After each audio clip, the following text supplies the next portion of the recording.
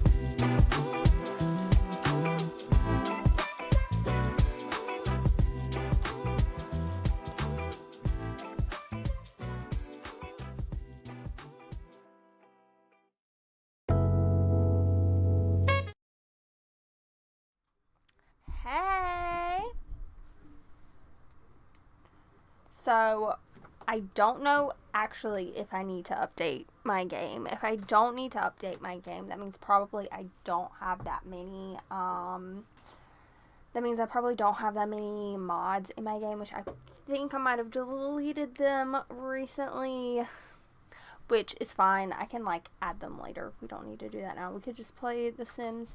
But I still need to find something to watch. I just wanted to go ahead and start because I'm not going to be streaming for that long. Probably till I originally said 10, but I actually have to be at work pretty early-ish in the morning.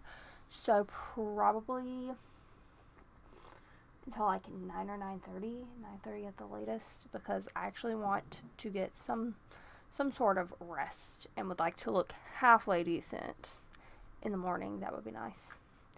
But let me go to YouTube.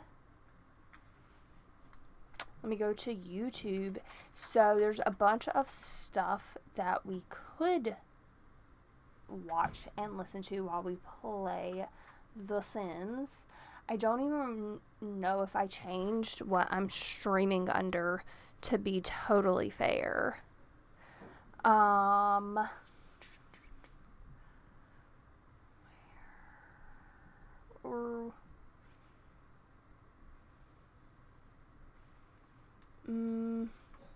because there's all of this stuff. I mean, I guess I don't really...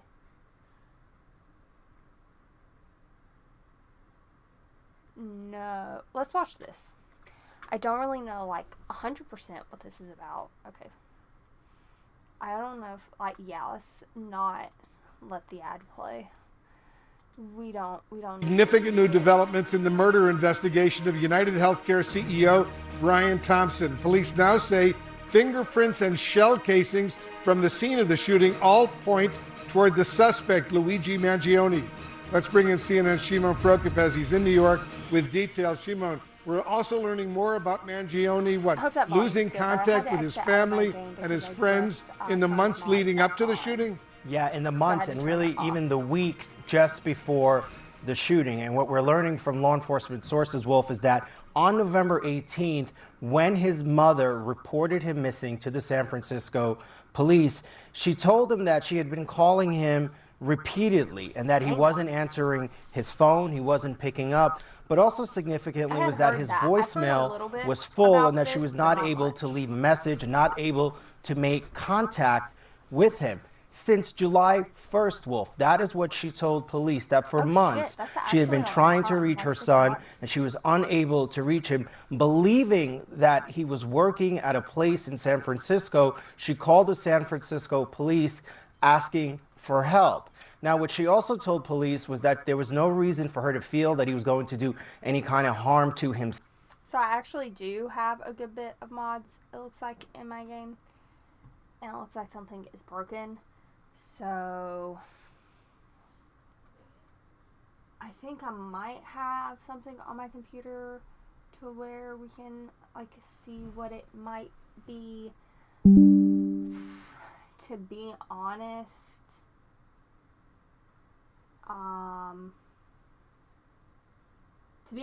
it might be, it's probably not this. It's probably not like any of the bedroom kits. It's probably, what is this, MC Command Center or whatever it's called? That's probably what it is. Yeah, let's go ahead and take care of that.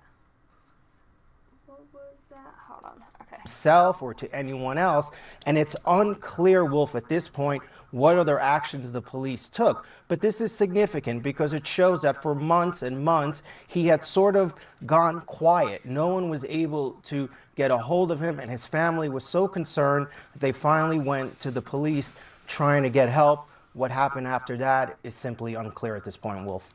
Yeah, very, very unclear. We're also learning, Shimon, more about what was written in Mangione's spiral notebook, right?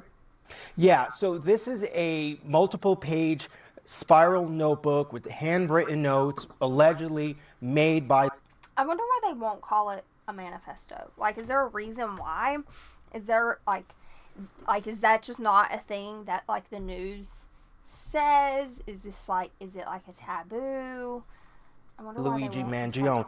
And in it, Wolf, it's been described by sources to CNN as a to-do list as he prepared for this shooting. This is what we're being told by law enforcement sources. It describes a motive. It talks about how the reason he wanted to do, allegedly, the shooting was because he wanted it to be targeted. He wanted it to be precise, and he didn't want to risk innocent people. There was talk about potentially a bomb, we're told by sources, but he was concerned, allegedly, that he would harm innocents. The other thing, Wolf, in this spiral notebook, we're told, is that he said that he wanted to, quote, whack the CEO at the annual parasitic bean counter convention. And police believe that that was the convention that he was at, the conference that he was at, Brian Thompson, the CEO of United Healthcare, here in New York City at the Hilton Hotel. So all of this for law enforcement is certainly painting a wider picture,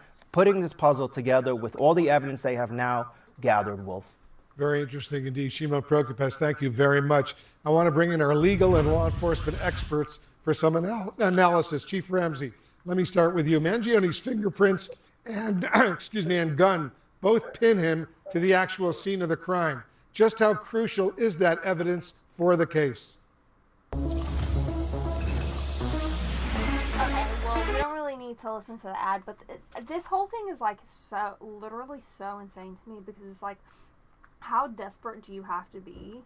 Well, I don't know, because there's been so many things said about him, but like, it's so crazy to do, or wild to do something like that. I'm pretty sure I have something on my computer to where it's supposed to like, but what's it called? Oh, is this it? I think this is it.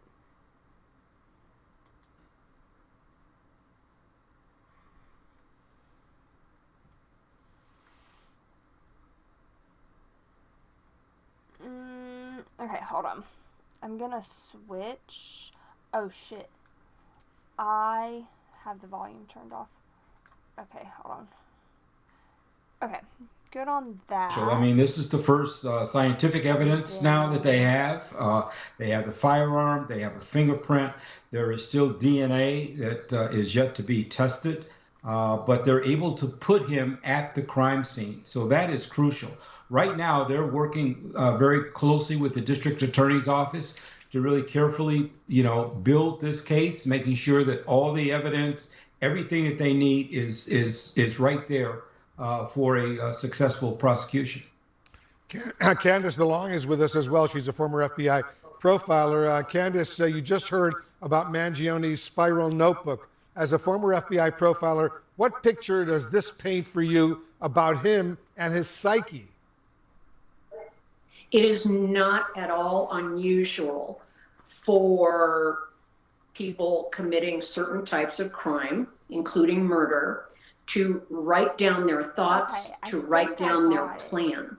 Yeah. Regarding what I think was going on with him, this is it. Is all of my save. considering his history, his past, his incredible line of successful academics and sports. Okay, so he had a circle of friends. He was admired and respected. And then he does this. I mean, he gets a graduate degree, a master's degree from an Ivy League school. Damn. And then this happens. He kind of goes off the rails. And because of my background as a psychiatric nurse, what that makes me think of is this fact. A lot of mental illnesses, minor. I just want to note, though, I feel like if this was a person of color, they wouldn't really be talking about it the way that they're talking about it. I feel like it's really kind of funny that they're talking about it, how like, oh, this happened to him, like, not like he did this. I feel like if it was, somebody else, if it was a person of color who had did this, they, like, the media would be portraying it more like, oh, I can't believe he did this. But maybe I'm wrong. Moderate and severe emerged in the late teens and early to mid 20s. And it seemed like this, Luigi had everything going for him, and then almost became another person and did something very much out of character. Yeah, it certainly seemed like another person than he was growing up. Areva Martin, you're our legal commentator. Taking all this together, all this new evidence against Mangione, how does he mount a credible defense? Can he claim insanity?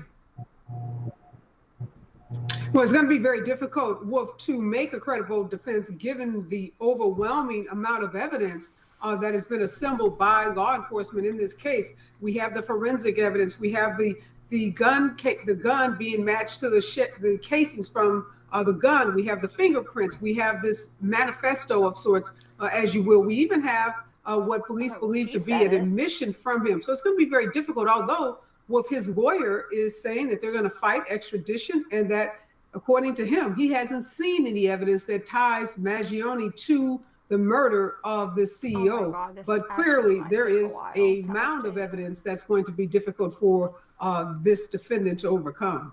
You're absolutely right.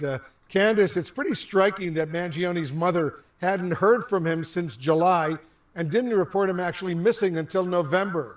What's your read on that? A job where you could work towards a career. Like, honestly, how I don't feel like it's that, I mean, it's still a long time, but I don't feel like it's that uncommon to not hear from your, like, 20-something-year-old kid for, like, a few months. It's not crazy.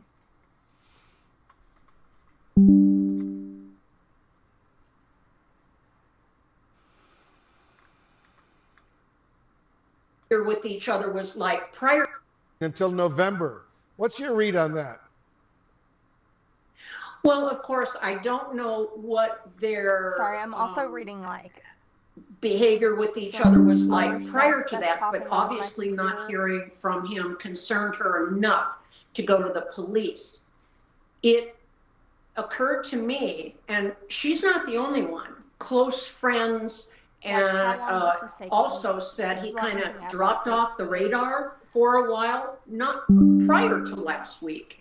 And that it occurred to me I need to that switch is that to the probably other side when and he switch went, my computer for lack of a so better it's- term, radio silent with so many people that were important to him, was when he decided that he was going to do this. And he just didn't want to talk with anyone. I wonder if Yeah, there's a way you to certainly make that didn't. not Chief Ramsey, how does that new timeline from Mangione's mother Yeah, fit this into is gonna the take forever, investigation actually. into his background and potentially his motive? Well, I mean, all these things fit, and that's what detectives are doing now. They're trying to piece together the complete picture. And I think they're probably pretty close to doing that now, but they've interviewed friends, they've interviewed relatives, they've obviously reviewed hundreds of hours of video there in New York, all the evidence that's been collected so far. So all that leads to a picture, beginning when he first arrived in New York, 10 days prior to the actual murder. All of that is going to be a part of what they're building now that'll be presented in court during trial. As investigators pore over the subject's writings and social media posts, we're trying to get a better understanding of what Mangione may have been dealing with in terms of his health. Let's bring in CNN chief medical correspondent Dr. Sanjay Gupta. He's a practicing neurosurgeon who operates on the brain and the spine. And Sanjay, Mangione allegedly claimed in handwritten notes that he was suffering from spondylolisthesis. Well, you can explain it to how you say it. It means a slippage of the vertebrae in the spine. Tell us more about it, how to pronounce it, and how it affects people. I couldn't remember exactly all they said that was wrong with him. Like, I remember they said that, like, he had a problem with the insurance company, but I couldn't remember exactly what it was. Sure, yeah. So this is what we're gathering from some of these reports. We haven't confirmed this, but So cold. spondylolisthesis is the term. we only have Let me just show one you, more thing Jake. I to pulled this spine model here so you can take a look at this with me. But so this is the spine going all the way up to the neck, don't know why down that into the makes my thoracic back hurt. spine, and then the lower back. Which I have Lower back, scoliosis. and this is your sacrum over here. So with spondylolisthesis, you might have slippage of the bone over here, kind of moving forward on another bone. So it's just basically, instead of lining up perfectly like you see it in this model, one of the bones sort of slips out a little bit forward. And that can be painful for various reasons. It can be painful in the back because of that movement of the bone. It can also cause leg pain if one of the nerves in that area starts to get encroached or pinched by those bones moving around as well. So it's a fairly common yay. It's condition. done. I mean, just back pain overall. done. 65 million people roughly have that in the United States, and there's a lot of operations performed for this sort of thing. Again, we don't know for sure what exactly was going on with him, how long he had this sort of problem. Sometimes people are born with issues that can lead to this sort of problem later on in life, but it's quite common, actually, Jake. Posts from a now deleted Reddit account that does not list Mangione's name, but it closely matches many of his biographical details, including his age, where he went to college, his health condition. These posts talk about having undergone spinal surgery. And we believe Mangione had posted this X-ray image Oh on my Twitter. God. That's so insane. Imagine having something that intense done and your insurance company doesn't want to fucking pay for it. Hold on, let me put that like full screen, because that is quite literally insane. And I had just put it on that one. No. That's insane. Like, I don't know what the full story is. Maybe they only wanted to pay for part of it, which they probably only wanted to pay part of it. I'm not surprised. Although authorities have not yet commented on the image and there's no confirmation, this is an X-ray of Mangioni's spine. But we're all just, trying to make sense of this horrible, senseless moment. But looking at that picture, what can you generally tell us? Yeah, so again, with all the caveats you just mentioned, if we put that spine picture back up again, and I'll show you the model here in a second to sort of correlate that. But basically, when you have the slippage of the bones that I mentioned, one of the things you try and do is basically fuse those bones together so they stop moving. They stop actually slipping back and forth one on the other. So a couple of screws, the upper screws going into one of the bones, the lower screws going into the sacrum that I was just mentioning, and basically just trying to hold that together. That's a fusion. That's a fusion operation. I can tell you, we're just looking at one image here. It's usually not enough to really conclude exactly what's going on there. I can obviously see the screws. The screws look like they are actually extend a little bit further than normal, but we don't have all the images to be able to tell exactly what that is exactly doing. Again, if you look at the model here, it would be essentially putting screws into this bone over here, and then screws into the lower bone to try and hold that together, Jake. Another ad. Burnout. We all experience it at some point. It's so important to me that I've actually been working on it in therapy. In fact, we're not watching ads for stuff we're not getting paid for. I still don't know why my game is broken. It says it's all updated, which means something's wrong. Something's incorrect. Okay. Now, true crime stories have inspired countless TV shows and films and podcasts. The real-time intrigue and outrage around the murder of United Healthcare CEO Brian Thompson is something that we have not quite seen like this before. We turn now to Joan Donovan of Boston University, who recently wrote a book called Meme Wars, the untold story of the online battles upending democracy in America. And we're also joined by David Smith, a healthcare economist who hosts the podcast, The Cost of Care. Joan, in terms of the response to the brutal murder of a father of two, a husband, the CEO of United Healthcare, how do you see the moment in our culture that we're experiencing right now? It's not a bad decision.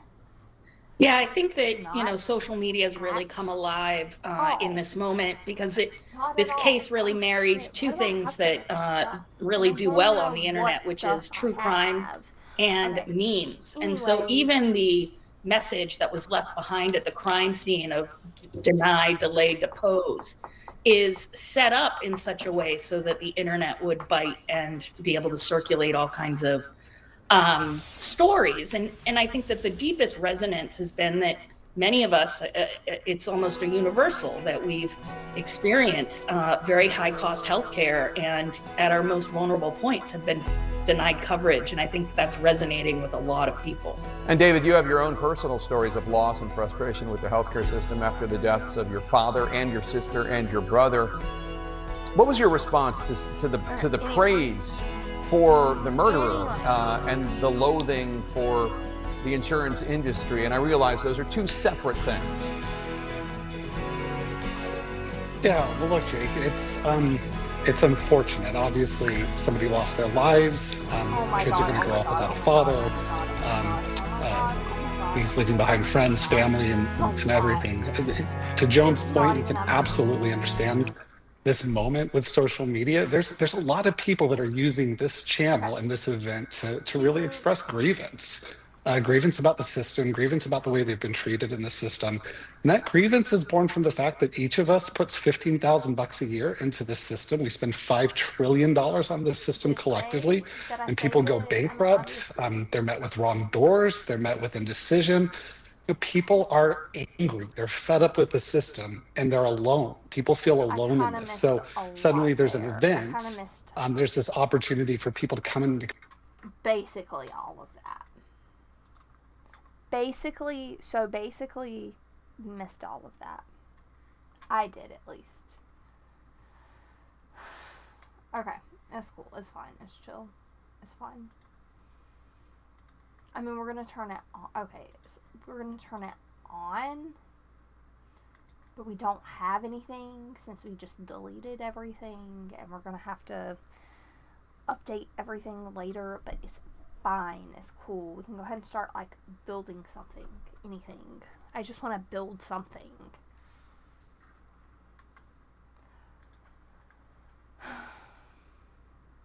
This is crazy, y'all. It's just, like, frozen. It just be like that.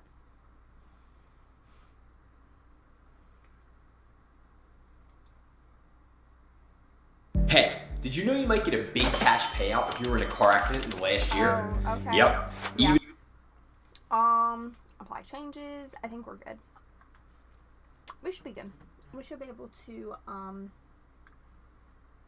just play.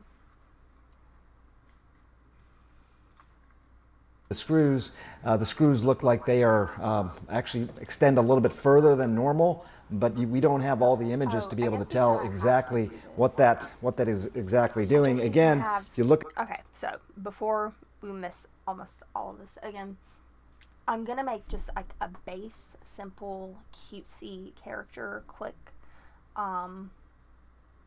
It's not gonna be that cute. It's gonna be very quick. And we can update them later. And it'll be the one that we use to do all of our builds, because with a lot of the builds we have to have a sim anyways, or to like do it the way I like doing it, you have to have a sim. Yeah. Look at the model here.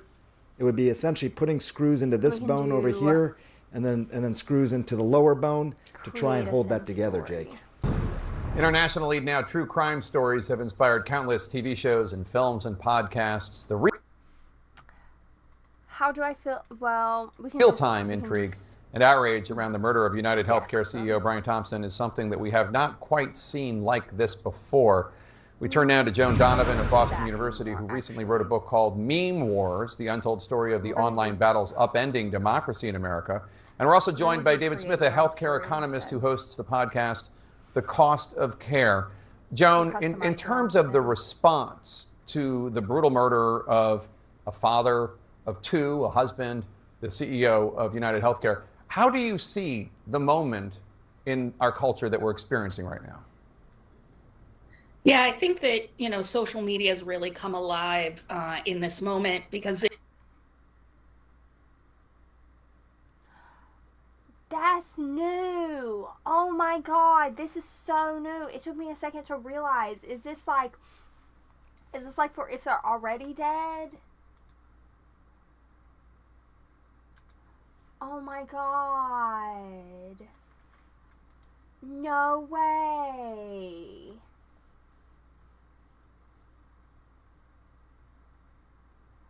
Oh, that is so cool. Okay. I want to look at this really quick because, oh my God, I haven't seen it. I swear I won't take that long. But I guess since it's consumed by Mother, see, I haven't played The Sims in forever. I missed The Sims. Consumed by Mother, so since it's that, like, virusy one, it, like, well, yeah. You have like the spores or whatever it's called that come off of you, and then death by anger. Oh my God. I hope like you can see it. It's kind of like the middle part of the sim is like steaming. That's funny. I wonder what that one is. Death by beetles.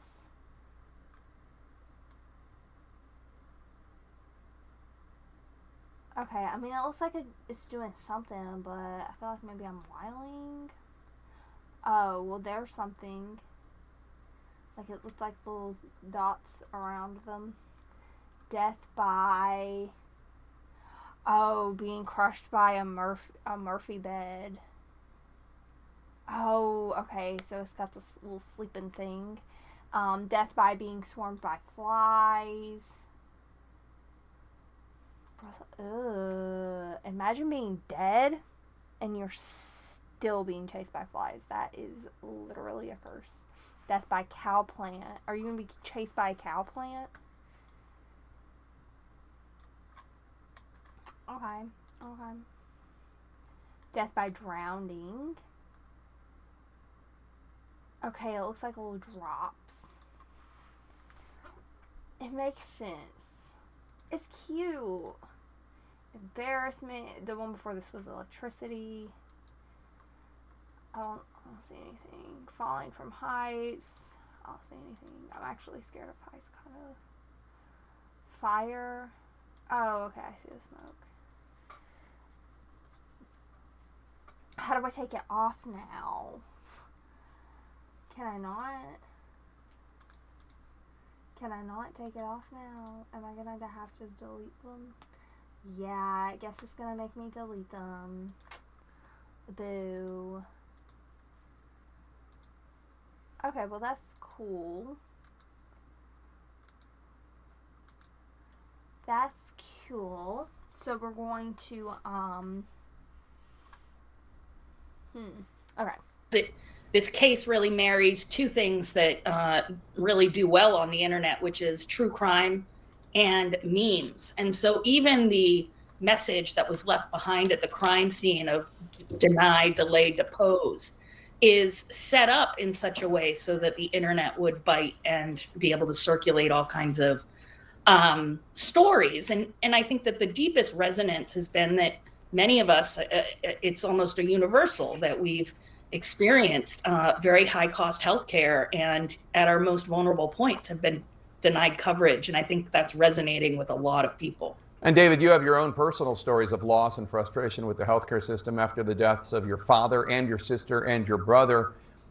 What was your response to the praise for the murderer and the loathing for the insurance industry? And I realize those are two separate things. Yeah, well, look, Jake, it's unfortunate. Obviously, somebody lost their lives. Kids are going to grow up without a father. He's leaving behind friends, family, and everything. To Joan's point, you can absolutely understand this moment with social media. There's a lot of people that are using this channel and this event to really express grievance. Grievance about the system, grievance about the way they've been treated in the system. And that grievance is born from the fact that each of us puts $15,000 a year into this system. We spend $5 trillion on this system collectively, and people go bankrupt. They're met with wrong doors. They're met with indecision. People are angry. They're fed up with the system, and they're alone. People feel alone in this. So suddenly there's an event. There's this opportunity for people to come in and express that grievance. It's the wrong way to go about systemic change, but it absolutely highlights something in the culture that's been sitting under the surface for a long time that this is brought to the fore. Yeah, something very real, which is why we have you two on the show right now to discuss it. Yeah. Joan, there are a range of reactions here from the sinister, such as these wanted posters of other CEOs that were put up on Wall Street, to complaints about people's personal frustrations with how their own health claims, insurance claims, were handled.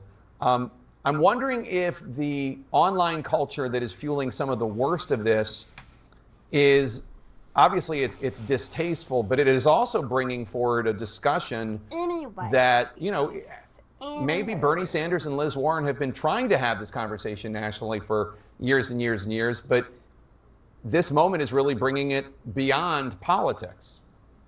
I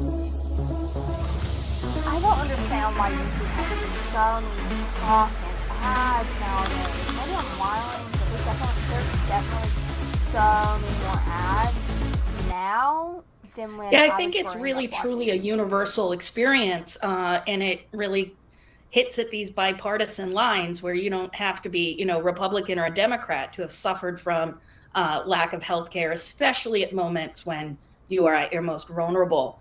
And what we try to point out in the book Meme Wars is more about the conditions under which we get political violence.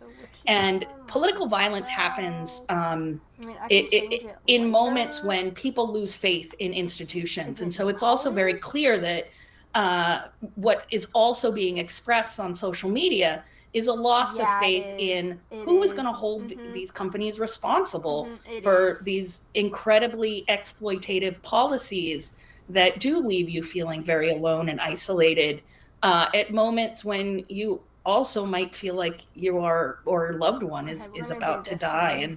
And I think that hopefully we can start to have, of course, a more mature conversation about that, while also looking towards justice for those who've been harmed by not just the violent attack, but also by the lack of really good health care in the United States. And David, quickly, if you could, what is your 1 or 2 sentence recommendation for people out there who are frustrated with the health insurance industry? How should they be channeling their anger?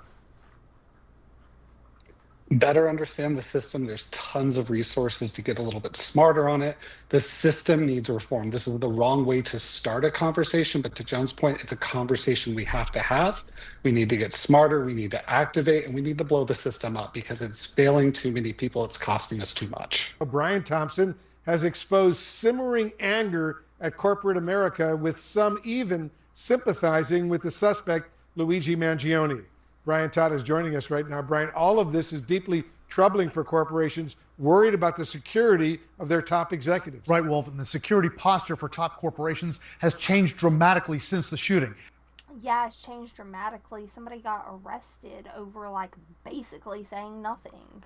And that's happening at the same time that at a single mother, nonetheless, of 3 kids. I saw a video about it earlier. Support for the suspect has grown so much that it's translated into marketing opportunities. A banner hangs on a Baltimore overpass reading "Deny, Defend, Depose." Those words, which police found on shell casings near where United Healthcare CEO Brian Thompson was gunned down, are now appearing on merchandise for sale online. The phrase could be linked to a 2010 book critical of the healthcare industry titled "Delay, Deny, Defend," which has risen to number 2 on Amazon's nonfiction bestsellers list. Damn. It's just shocking to me that we have seen this level of public outpouring of support. Oh my God, no shit. Do these people, I don't understand why these people are so surprised. I genuinely don't understand why these people are so surprised. It is literally so, especially, if you don't have health insurance, it's still expensive if you do have health insurance. But if you don't have health insurance, just for, a little teensy bit of background about me. I have multiple stomach problems. I have acid reflux. I need to get a second opinion, but I also have ulcerative colitis. I literally owe $13,000 in medical debt in the state of South Carolina, where I'm from. No shit. I'm not surprised. I'm genuinely not surprised. I don't understand why all of these other people are surprised. Support for what is essentially a cold-blooded public execution. Amazon has been trying to pull that merchandise from its website for violating company rules, a source tells CNN. But items with that phrase remain on sale on eBay, which tells CNN the phrase itself doesn't violate the company's Maybe we should make gun laws a little bit more strict. rules, but items that glorify or incite violence do. Tonight, this is all part of a growing backlash against corporate America, and specifically the healthcare industry, in the wake of the shooting. For many, many years, people have become increasingly frustrated with private insurance. Too many denials of requests for care for themselves or their loved ones. But it's not just healthcare providers feeling the heat. Following the capture of suspect Luigi Mangione at a McDonald's in Altoona, Pennsylvania, and the reporting that an employee there had called police, the restaurant's pages on Google and Yelp have been flooded with negative reviews. Mangione's fans on social media have exploded. Our hero, our vigilante. We're EF Ultimate Break, the best way to see the world for anyone 18 to 35. We handle it. Somebody should turn watching YouTube and every time, turn it into a drinking game, and every time there's an ad, you have to take a shot. Deadly, I tell you. To attract deep complaints about a broken private healthcare system. And Mangione's attorney says people have even come forward to offer help paying his legal bills. Obviously, my client appreciates the support that he has, but I don't know. I'd have to look in, but it just doesn't sit right with me, really. Outside the New York Stock Exchange, posters were put up praising Thompson's murder with a red X across his picture. Other posters singled out another executive. The NYPD, in an intelligence report, says it believes Thompson's murder was a, quote, symbolic takedown and could inspire others to commit violence against business leaders. The threats that are facing corporate leaders today are significant because they are the face of the organization. United Healthcare now has security fencing around its headquarters. CNN is reporting that many corporations are now scrambling to protect their senior executives as police warn them of elevated threats. I think that there are people out there who hope that this will scare companies into submission. I just think that's foolish. It will certainly scare them into hiring more security. One prominent corporate security firm told CNN. So basically, it'll scare them into spending more money, just not spending more money to help you. And that within the first 36 hours of the shooting of Brian Thompson, they received 70 requests from companies for added security for executives. A top official of that security firm telling us it is a huge wake-up call, that the mood changed dramatically in a very short period of time. Very worrisome indeed, Brian Todd. Thanks for that report. Let's discuss what's going on with Kevin O'Leary. He's an investor on the television show Shark Tank and the chairman of O'Leary Ventures.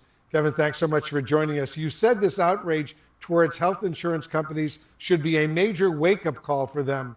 But if their incentives are to grow their profits, sometimes at the expense of people's health, do you trust them to meaningfully reform? I think they have to. I mean, this is quite a backlash. This is the power of social media. Corporations saw this first in the Anheuser-Busch Bud Light case, where they lost $6 billion worth of market cap in 6 weeks.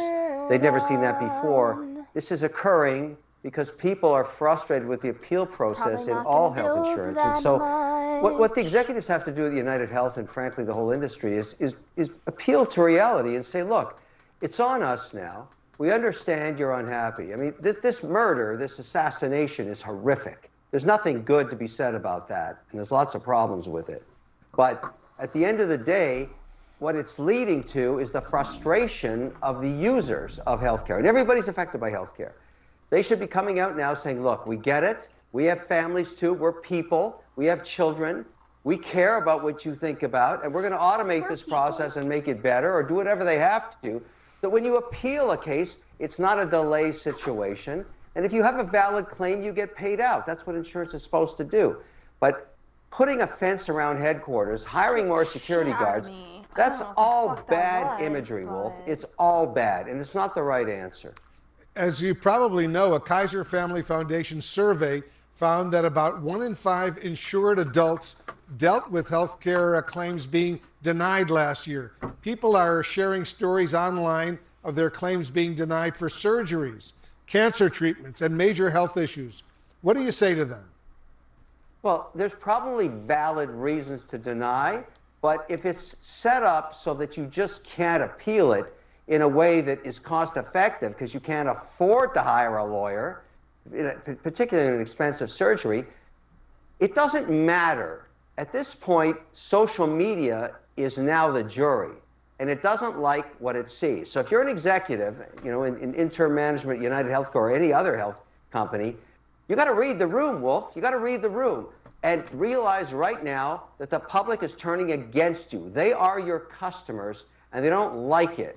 Now, this poor man lost his life, horrific, but if anything good is going to come of this, it's going to be policy change, because you've basically got people lighting up their torches, just like in the Frankenstein story, and going to the castle, and they're going to burn it down. And you gotta hear that. So if you're an executive saying, get me more security guards, wrong answer. That's just wrong. If you don't understand what you have to do now, to get in front of this thing and say, look, it's on us. We hear you. We hear you. We hear you. And we're people too. We'll solve this problem, and here's how we're going to do it. This goes back to the Tylenol case. You've got to get in front of it. And so far, I've seen no reaction. It's a bad thing, Wolf. Bad. So if you're out there and you're an executive, you know exactly what I'm talking about. You know, the suspected CEO killer, Luigi Mangione, has the same type of upbringing as so many corporate executives. He's from a prominent family. He went to an Ivy League school, the University of Pennsylvania. He worked in tech. What do you make of that? Mental illness at play. It has to be. No one person.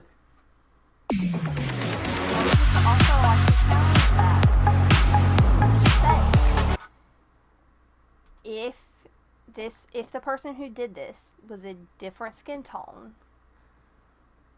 would they be bringing mental illness up as much? Maybe I'm wrong, because I have heard different things about his. By the way, that story in itself is very disturbing. I mean, that to actually use a weapon like this, 3D printed, if that's the case, and use it effectively while you're walking. Those that can shoot pistols competitively know how hard that is to do, with a silencer on, which makes it even less effective. I mean, this is a stunning story in itself. But if he's not insane now, he will be after he spends the first 6 years in solitary confinement. It's a horrifically bad story for his family. This poor man, and I think law enforcement has found their perp, as they like to say, is in for a horrific ride. It's just, this populism around him is not right, first of all, but it's what we pay. You know, this concept of lunatic fringe. If you want to have freedom of speech on social media, you got to deal with this kind of stuff, which is 2.5%, 3% of people doing this, but it's wrong.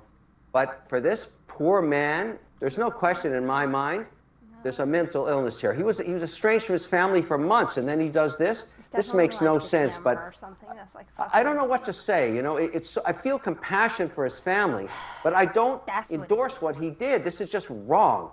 He will pay a horrific price in his life for this, and that's just the way it is. Kevin O'Leary, good to have you in the Situation Room. Thank you very much for joining us. I want to go now to Thomas Dickey. He is the defense attorney for Luigi Mangione. And Thomas, I appreciate your time. And obviously you are dealing with this, your other cases as well in court today. The NYPD commissioner tonight is announcing that the gun that your client had on him when he was arrested in Pennsylvania at that McDonald's, they are saying that specific gun matches the 3 shell casings at the scene of the murder in New York. What's your response to that from the New York NYPD commissioner tonight? Yes, Aaron, thank you for having me, first of all.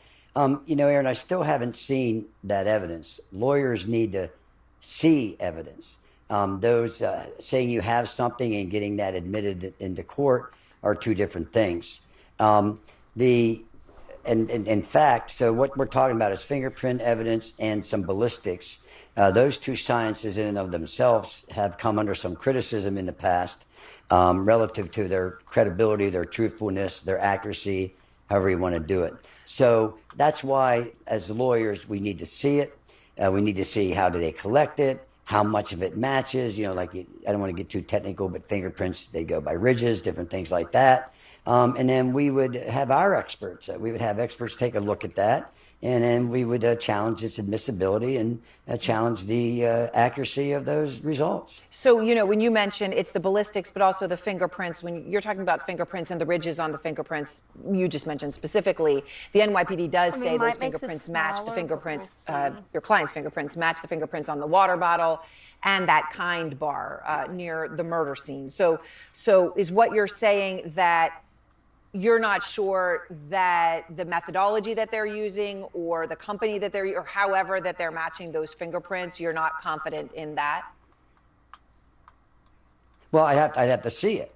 I mean, anybody can, if they're going to use it, of course they're going to say that. But you have to see things. And that's why, you know, people need to keep an open mind. And, you know, we would get our day in court and we would get that evidence. We can examine that evidence and challenge it. You know, all the way. At this point, do so. Has your client said anything to you? Or, I mean, are you disputing that he was in New York City?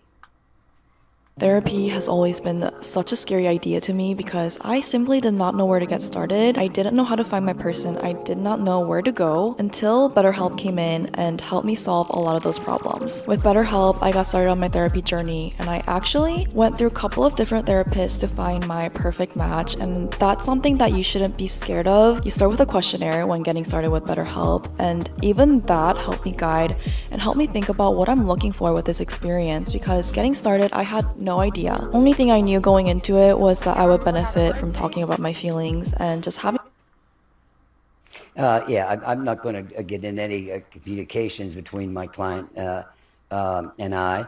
That's not proper. And again, if and when formal charges are filed, no question that my client would indicate a plea of not guilty. No question that so you're sure it'll be a not guilty plea. Do you know when you're going to get? I'm sorry. No, go ahead. Finish your thought.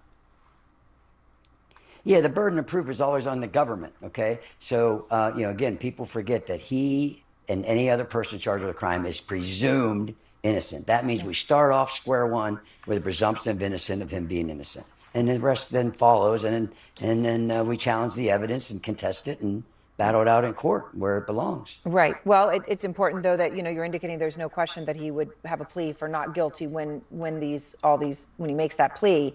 May I just ask you though, Thomas, just your sense of the situation they're putting out? The NYPD commissioner is saying, right, that the ballistics match.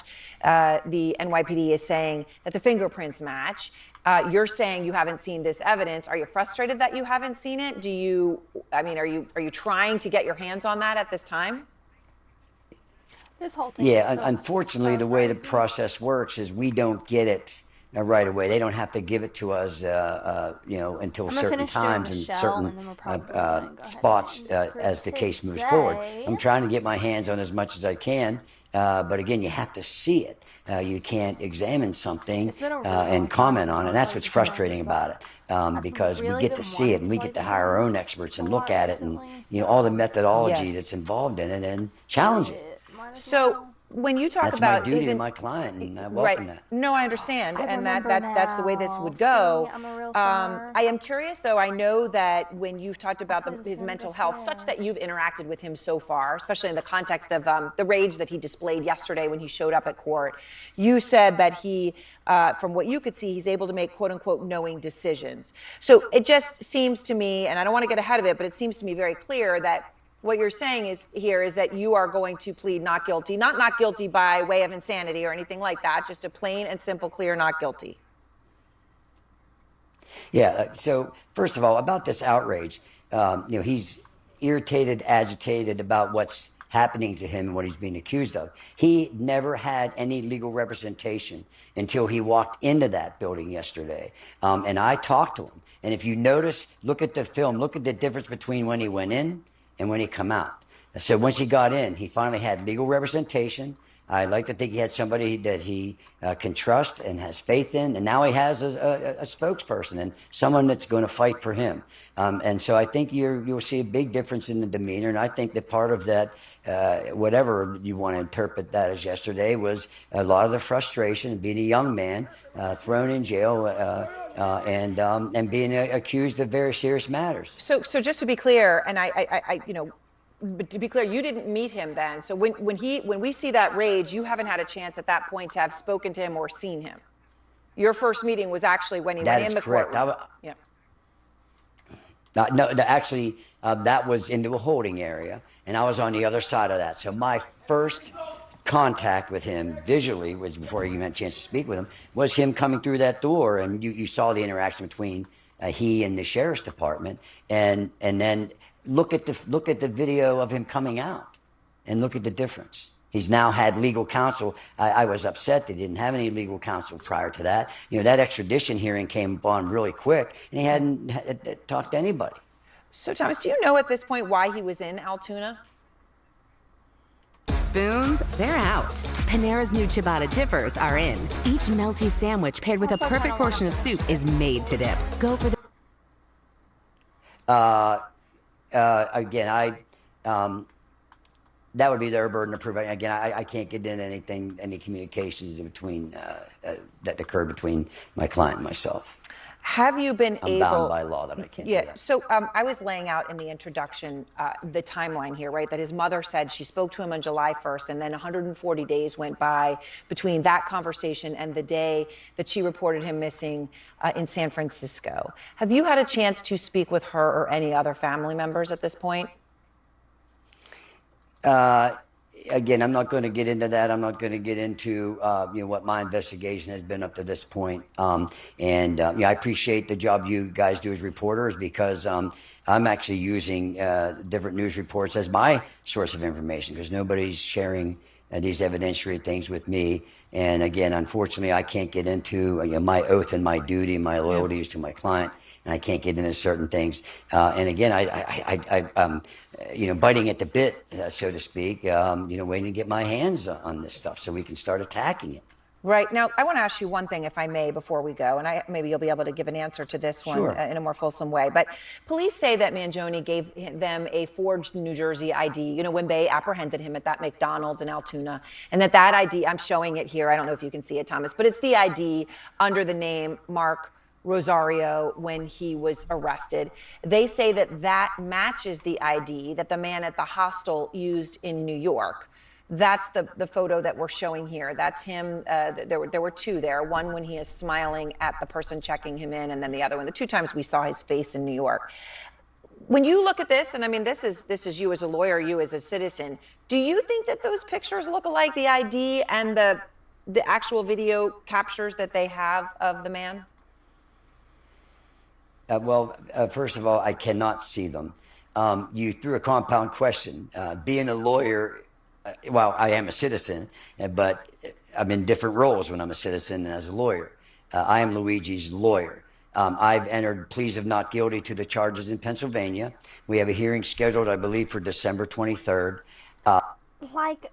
Okay, that one feels kind of silly. I feel like I get why she's asking him, but I feel like it's kind of obvious, he's not going to answer, or he wouldn't answer, or he wouldn't be able to That's when answer you're going to at least introduce some evidence. Like I said, I'm dying to get my hands and my eyes on this stuff so I can So you don't examine. think you're going to get that evidence until December 23rd? Let's just be clear. That's a Monday, the day before Christmas Eve.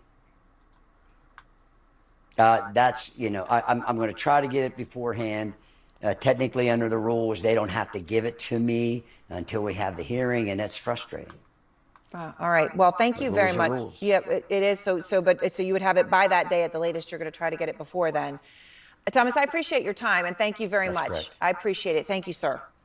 Thank you, Aaron. Thank you for having me. And keep an open mind, everybody, please. Thank you. It's called Pi, and if that sounds familiar to you, it's probably because you've seen their ads everywhere. It's an ad blocker that works on Twitch, YouTube, Amazon, and everywhere else you go on Chrome. And if that seems too good to be true, it's not. Over 500,000 people have downloaded it in just the past few months. It's available for free on the Chrome store right now. Hold on, let me put Spotify on really quick, and then we can finish this up really, really quickly, and then we're going to hop off for today. But yeah, no, that was crazy. I don't know. I mean, obviously, we don't know what's going to happen tomorrow, but I don't know what we're going to cover tomorrow, but that was crazy. This timeline that we're in with everything going on is literally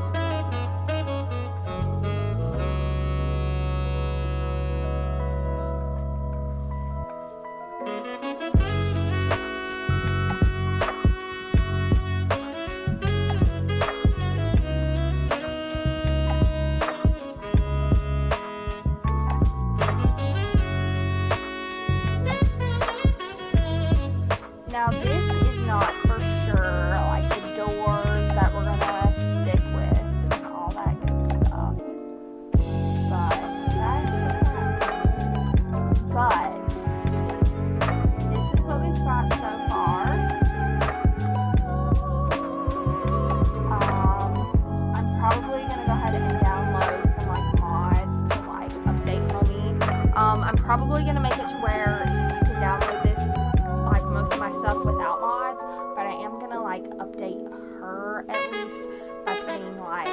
some lashes or something, at the very least.